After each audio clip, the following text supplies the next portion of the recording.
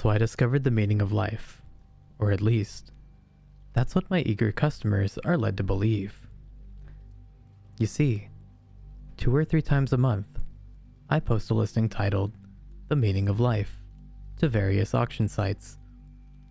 I couple it with a sappy picture of a sunset or rainbow and a description that reads, "All views are subjective. Results may vary." Most people wouldn't bat an eye at such a ridiculous listing.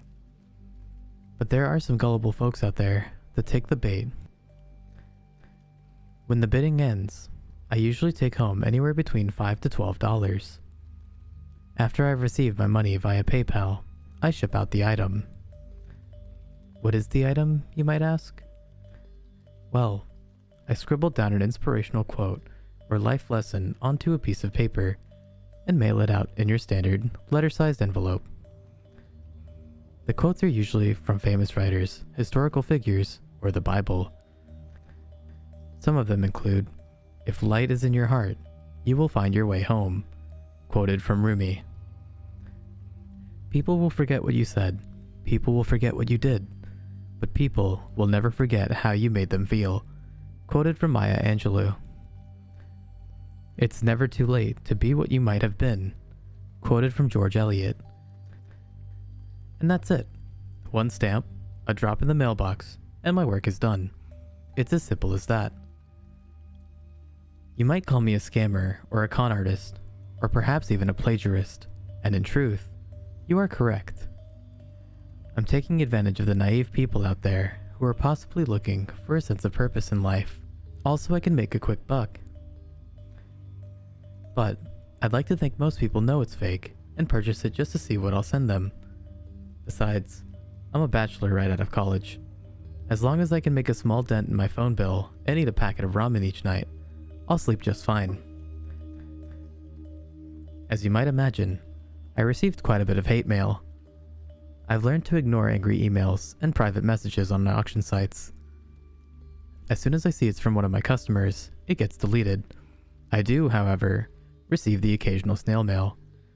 It's unavoidable as my P.O. box is listed on all of the envelopes I send out. It would be pretty easy for me to toss these letters in the trash with the rest of my junk mail, but I never can. Something about receiving a physical letter from someone, good or bad, compels me to read it. Anyone who takes the time to write one deserves to have their voice heard, even if I don't really care for what they have to say. The more and more letters I receive, the more and more amused I am by them. To paint a better picture, here's a few of my favorite quotes from the fan mail I've received over the years. "You're nothing but a glorified fortune cookie service. You'll rot in hell for the sins you've committed, mark my words. You're a real fucking piece of shit, you know that?" It's reached a point where reading these letters has become the highlight of my week. I've even tacked up some of the better ones on a corkboard in my bedroom. You might think that's sick and a little messed up, but I think it's hilarious. Not all of the letters I receive are bad though. There's one guy by the name of Big Red, like the gum I guess. That's all he ever writes above his return address, who mails me constantly. He sends me inspirational quotes in exchange for mine. I assume he's a repeat customer who actually enjoys paying for and receiving cheerful messages in his mailbox every now and again. The first quote Big Red ever sent me was, "The fear of death follows from the fear of life. A man who lives fully is prepared to die at any time," from Mark Twain. Though there was nothing else in the message, this was such a great first impression, as Mark Twain is one of my favorite authors. The quote was much appreciated. As such, I hung it up next to the hate mail on my corkboard. Another thing that's great about the quotes Big Red sends me is that I can re-gift them to my customers. It saves me time for looking for quotes online. It's true that I could send out the same quote more than once, but that just isn't my style. I like to think that there's a good chunk of people out there who enjoy the sayings I send them, and who might actually be repeat customers like Big Red. If so, I've got to have a little variety. Some of the things Big Red sends me, however, are not re-gift material. Some quotes he sends are morbid and depressing, and other times, he'll send me small packages containing little trinkets that I have no use for. It's a little weird, but I figure the guy is depressed and just needs a friend. Maybe the quotes he bought for me were the only thing he had to look forward to each morning. Perhaps the things he sends me are his way of saying thanks. To me, it's validation that what I'm doing isn't completely sleazy.